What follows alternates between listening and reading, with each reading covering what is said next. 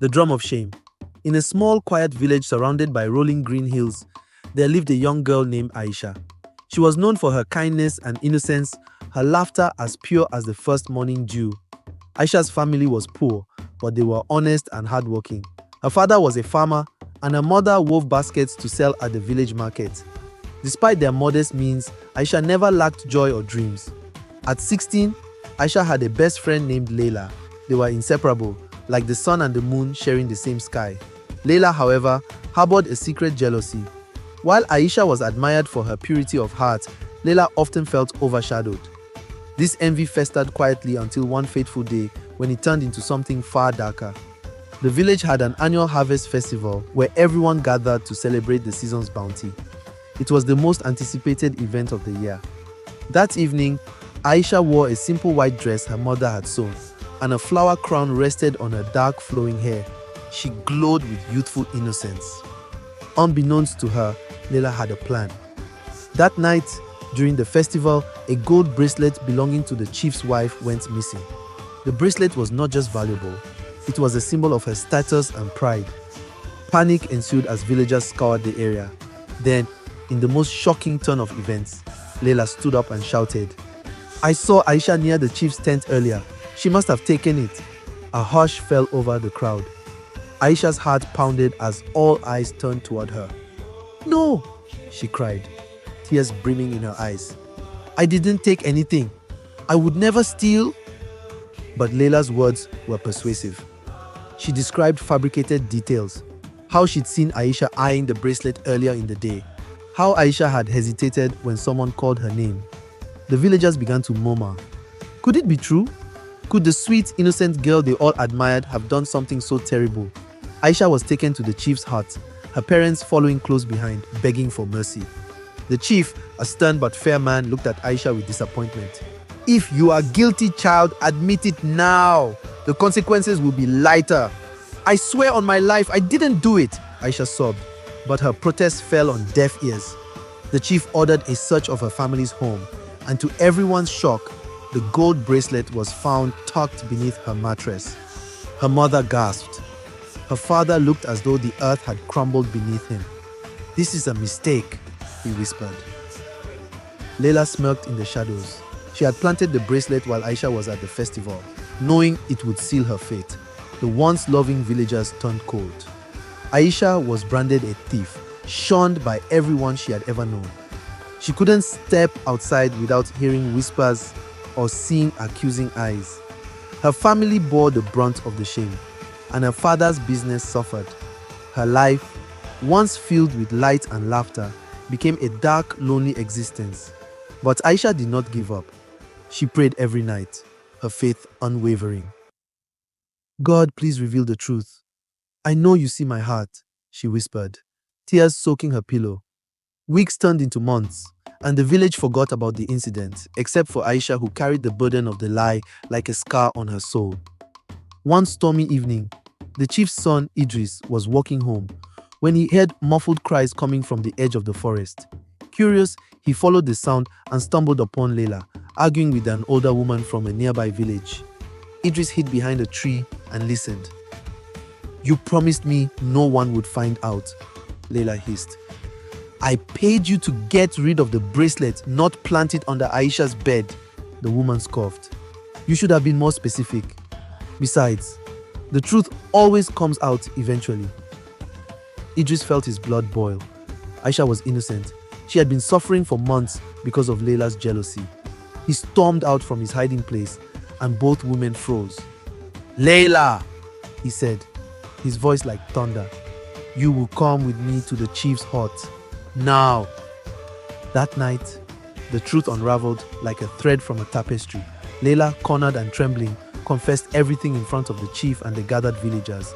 She admitted her envy, her lies, and how she had planted the bracelet to frame Aisha. Gasps filled the room, followed by murmurs of guilt and shame. Aisha was brought forward, her eyes wide with disbelief as the chief bowed his head. "Child, we have wronged you. You have suffered for something you did not do. We owe you an apology and our eternal gratitude for enduring this injustice with grace." The villagers, overcome with remorse, surrounded Aisha and her family, begging for forgiveness. Tears streamed down her face, not of anger or bitterness, but of relief. The truth had finally set her free. Layla was banished from the village, her name cursed for her betrayal. Aisha, however, became a beacon of resilience. The chief's son, Idris, who had been secretly admiring her from afar, grew closer to her, captivated by her strength and unwavering faith. In time, Aisha's life returned to its former light, but she was forever changed. She had learned that truth, like the sun, cannot stay hidden forever. It always finds a way to rise, bringing warmth and hope to even the darkest corners. If you are still here, please like and subscribe to Easy Life Studio. The bloom of truth, redemption. In the weeks following the revelation of her innocence, Aisha began to feel the warmth of the village returning to her. Yet, the wounds of betrayal and isolation lingered like shadows. She tried to smile when villagers greeted her with remorseful eyes, but the hurt was deep. Forgiveness was in her nature, but forgetting wasn't so easy. The chief, feeling personally responsible for the injustice, declared a day of celebration in Aisha's honor. He wanted to restore her dignity in the eyes of the community. The entire village came together to prepare a grand feast, but Aisha hesitated. "I don't need a feast," she told her mother softly. "I just want peace." Her mother, wise and patient, placed a hand on her shoulder. "Child, this is not just for you. It's for them. To acknowledge their wrongdoing and seek your forgiveness. Sometimes, letting others make amends helps heal your heart." The day of the feast arrived, and Aisha stood in the center of the square, dressed in a flowing gown gifted to her by the chief's wife. The villagers presented her with handmade gifts, woven baskets, carved trinkets, even fresh bread, all tokens of their regret. Though overwhelmed, Aisha graciously accepted each offering. Then came the chief's son, Idris. His gift was different. He held out a small sapling, its roots carefully wrapped in damp cloth. "This is a seedling of the baobab tree," he explained. "It grows slowly but steadily, just like trust and forgiveness. Plant it, nurture it, and let it remind you of the strength within you." Aisha took the sapling with trembling hands, tears brimming in her eyes. "Thank you, Idris," she whispered.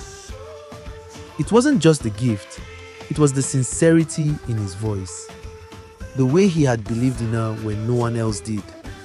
As life slowly returned to normal, Aisha found herself drawn to the baobab sapling.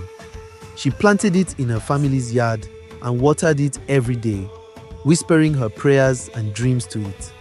The tree became a symbol of her resilience, and over time, it grew tall and strong, its roots digging deep into the soil, just as Aisha had grown stronger from her trials.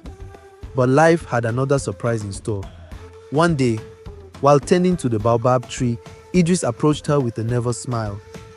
"Aisha," he began, his voice steady but laced with emotion. "I have watched you endure so much with grace.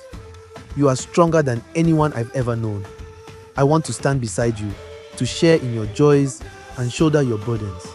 Will you allow me that honor?" Aisha's heart raced. She had never thought of love amidst her turmoil, but looking into Idris's earnest eyes, she saw sincerity and admiration. Tears welled up as she nodded. "Yes, Idris, I would like that." Their union became a symbol of healing for the entire village. The same square where Aisha had once stood, accused now hosted a celebration of love and redemption. Villagers danced, sang, and rejoiced, their spirits lifted by the union of two hearts that had found strength in adversity. As the years passed, Aisha became a pillar of the community. She used her experience to counsel others, teaching forgiveness and the importance of truth. The baobab tree flourished, its broad canopy providing shade and comfort to anyone who sought it. And every time Aisha looked at the tree, she was reminded that, just like its roots, truth and resilience run deep. No storm could ever uproot them. Please, if you are still enjoying this story, like, comment, and subscribe to Easy Life Studio. The wedding of grace, Aisha's forgiveness. The village square was alive with music, laughter, and the vibrant colors of celebration. Under a canopy of handmade decorations, Aisha and Idris stood hand in hand, glowing with joy and love. The villagers who had gathered to witness their union were filled with a mix of emotions: happiness for the couple and a lingering guilt for the injustice Aisha had endured. As the ceremony neared its end, the chief stepped forward to bless the couple. But before he could speak, Aisha gently raised her hand. "May I say something?" she asked, her voice soft but steady. The square fell silent. Aisha turned to the crowd, her almond-shaped eyes glistening with unshed tears. She took a deep breath, her dark skin glowing under the warm sunlight, and began. "Today is the happiest day of my life," she said. "But I would be lying if I said it was an easy journey to get here. Many of you know the pain I have endured, the shame, the accusations, the loneliness. There were moments when I felt broken, moments when I wondered if I could ever be whole again." Her voice trembled slightly, and Idris squeezed her hand for strength. Aisha continued, "But through it all, I found hope. I found strength in the truth, and I found love, not just in Idris, but in the courage to forgive." A murmur swept through the crowd. Aisha paused, her gaze scanning the faces of her community. Then, with a calm yet resolute tone, she said, "I want to speak to someone in particular today. Layla." The villagers gasped. Layla, who had been standing at the back of the crowd, froze. She had come quietly, unsure if she would be welcomed. Her face was pale and her eyes filled with shame as Aisha called her name. "I know you are here," Aisha said, her voice unwavering. "And I want you to hear this. I forgive you." Layla's eyes widened, tears spilling down her cheeks. The crowd was stunned into silence, their own emotions welling up at Aisha's words. "You hurt me in ways I cannot describe," Aisha continued, her voice thick with emotion. "You betrayed my trust. You planted lies, and you watched me suffer. But holding on to anger will not heal me. It will only keep me in the past. Today, on this day of new beginnings, I choose to let go. I choose peace." Layla broke down, sobbing uncontrollably. The weight of her guilt had crushed her for months, and now Aisha's words shattered the chains she had placed around her own heart. She fell to her knees crying, "I'm sorry, Aisha. I'm so sorry for everything I did to you. I don't deserve your forgiveness." Aisha let go of Idris's hand and walked toward Layla, her wedding gown trailing behind her. The crowd parted as she knelt in front of her former friend. Aisha placed her hands on Layla's trembling shoulders, her eyes filled with compassion. "Layla," she said softly, "we all make mistakes.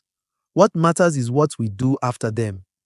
I forgive you, but now you must forgive yourself. You are still my sister, and I pray you find peace." Tears flowed freely among the villagers. Even the chief wiped his eyes, his stern expression softening with emotion. In that moment, the village square was not just a place of celebration, it became a place of healing. As Aisha and Layla embraced, the crowd erupted into applause. The sound was not just for the wedding, but for the extraordinary act of grace they had just witnessed. When Aisha returned to Idris, he whispered, "You are the strongest person I have ever known." And as the sun set over the village, casting everything in a golden glow, Aisha stood with her husband, surrounded by her community, her heart lighter than it had been in months. Forgiveness had set her free, and her love had united the village once more. For more incredible stories from African history and mythology, like, comment, and subscribe to Easy Life Studio for more stories.